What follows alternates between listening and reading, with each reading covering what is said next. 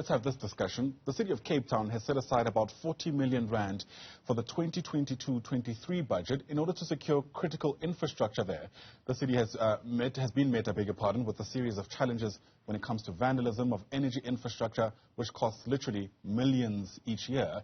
This has also affected power supply, leaving residents without electricity for several days on end. So to tell us a bit more about this particular strategy, let's bring in the Mayoral Committee Member for Energy, Beverley van Reenen, who joins us now via our video link this morning. MMC, it's great to have you on the program. Thank you so much for making time. 40 million rand being set aside. Perhaps let's begin by placing how far you're hoping this money will go in a context where I understand part of what you want is to deploy permanent security to strategic infrastructure sites. Good morning to you, Ayanda, and good morning to your viewers. And thank you for the opportunity.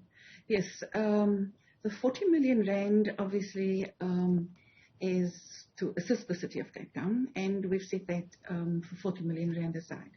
And so, as you've mentioned, I mean, we have challenges within the city of Cape Town in terms of vandalism, theft, and as well as illegal connections. And so while there has been some notable successes in our fight in respect of vandalism and theft, incidences remain far too high, and really it is still very costly. And so, yeah, regrettably, I mean, Eskom's load shedding does not make things easier for criminals and who appear to operate with a clear modus operandi. And so, yeah, they just wait for load shedding in order to start thieving.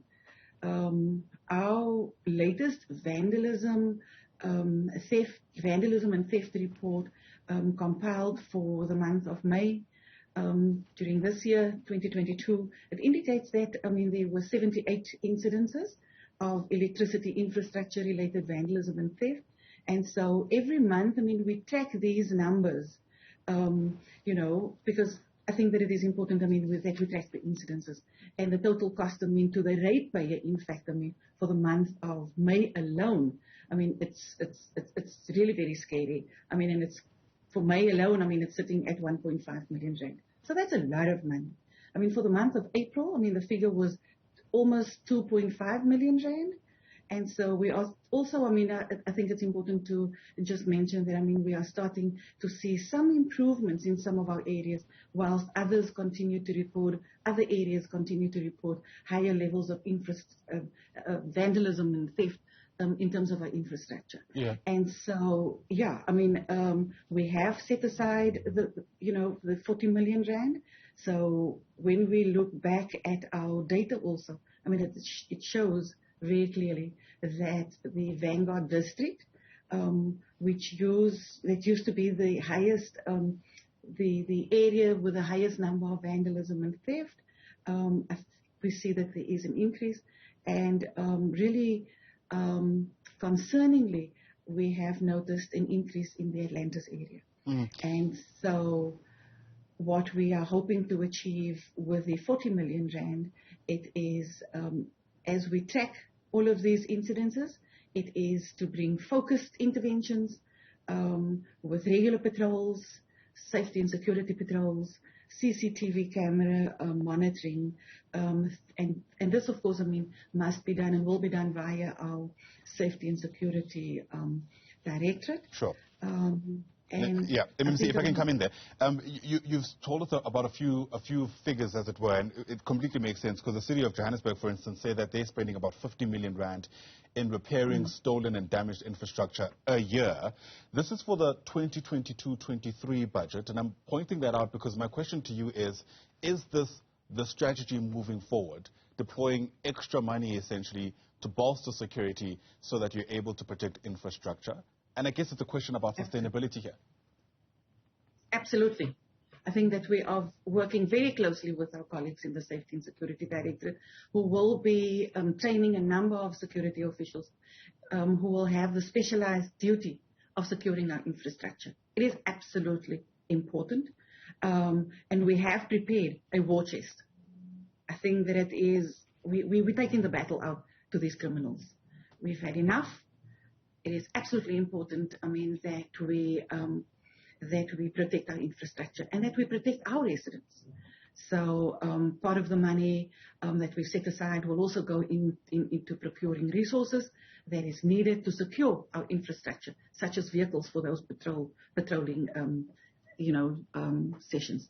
So yeah, I mean, we are doing everything in our power. Yeah. We will also use a portion of that money, of course, towards public awareness, as the city alone cannot fight the scourge of vandalism and theft.